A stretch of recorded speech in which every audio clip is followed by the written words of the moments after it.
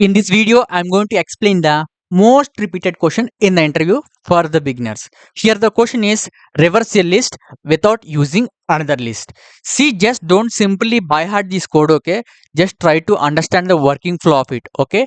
Here iteration 1, left equal to 0 and right equal to 4. Here left equal to 0 and right equal to 4.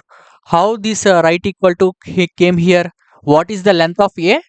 5. 5 minus 1, 4. That's why right equal to 4. Here this is the current list here. 1, 2, 3, 4, 5.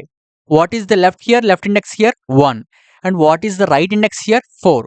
What is that number? 5. 1, 5. You have to swap this both numbers because of this condition left less than right. Okay. Now you have to update this both left and right. 0 plus 1, what will happen? Left equal to 1. Right. Right equal to right minus 1. This means 4 minus 1.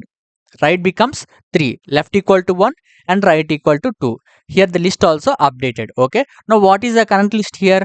5, 2, 3, 4, 1. Right. Now what is the left equal to 1 here? 2. What is the right equal to 3 here? 4. Now you have to check this condition. Left is less than right. It is true. So you have to swap the both numbers. Again you have to update the left and right. Left equal to 1 plus 1. Left becomes 2. And now what is right? Right equal to 3 minus 1 because right equal to right minus 1. Now what will right becomes? Yes, 2. Now you have to check the condition again.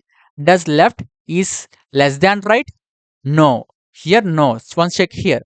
4 is less than right? No. 4 is greater than right. So the loop stops here. Here the final list. 5, 4, 3, 2, 1. I hope you understand. Thank you.